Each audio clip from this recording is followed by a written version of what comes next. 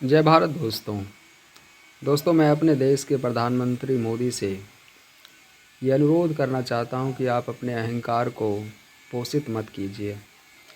आप शंकराचार्य की बात को मानिए, क्योंकि शंकराचार्य उस धर्म के निष्णात विद्वान होते हैं। आपको इस धर्म का ABCD भी नहीं आता, वो हिंदू धर्म के निष्णात विज्ञेता हैं। इसीलिए शंकराचार्य का जो आदेश है उसको माना जाना चाहिए। धर्म का जो अंतिम निर्णय करेगा शंकराचार्य करेगा, क्योंकि शंकराचार्य की जो गद्दी है वो ईसा पूर्व से चली आ रही है, और वो जो कह रहे हैं वो शिव की प्रेरणा से कह रहे हैं, क्योंकि शंकराचार्य शिव जी के अवतार थे।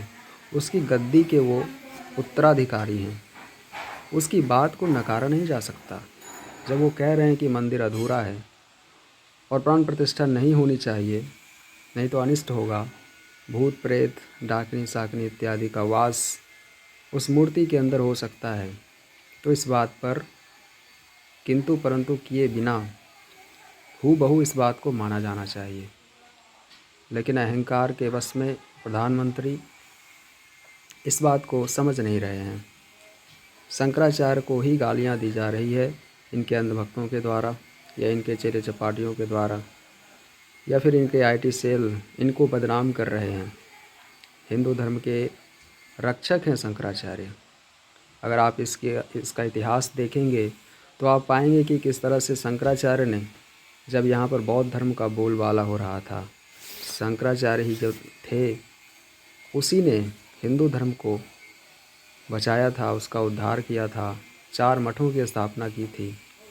और उसी मठ की गद्दी से जब शंकराचार्य बोल रहे हैं तो आपको बिल्कुल उसकी बात एक बच्चे की तरह मानना चाहिए, क्योंकि उसने तप किया है, अपने जीवन को खपाया है उस धर्म के प्रति।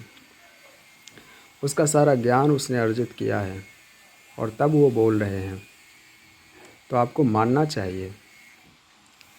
अगर ये घमंड करेंगे, अगर अहंकार करेंगे मोदी, तो नाश हो जाएगा, पक्का हो जाएगा, क्योंकि शंकराचार्य की वाणी है, शंकर की वाणी है वो।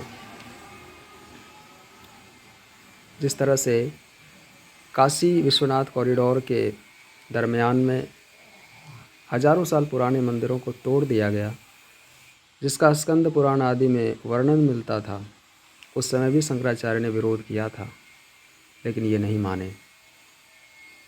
तो ये जो बल का घमंड है, ये जो सत्ता का नशा है, इस नशा को उतर जाने में भी ज़्यादा समय नहीं लगेगा, अगर आप धर्म के अनुरूप नहीं चले तो। क्योंकि पाप का घड़ा कभी न कभी तो भरेगा, और भरेगा तो फूटेगा, और फूटेगा तो फिर आपको कहीं भागने का अवसर प्राप्त नहीं होगा। झूठ की बुनियाद पर इस सत्ता को खड़ा किए आपको बहुत वर्ष हो गए, और आप अपने अहंकार को पोषित करते रहे।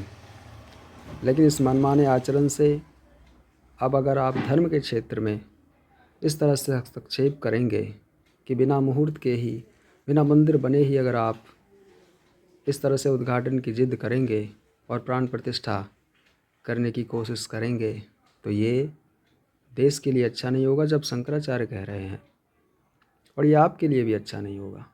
इसीलिए शंकराचार्य की बात माननी चाहिए।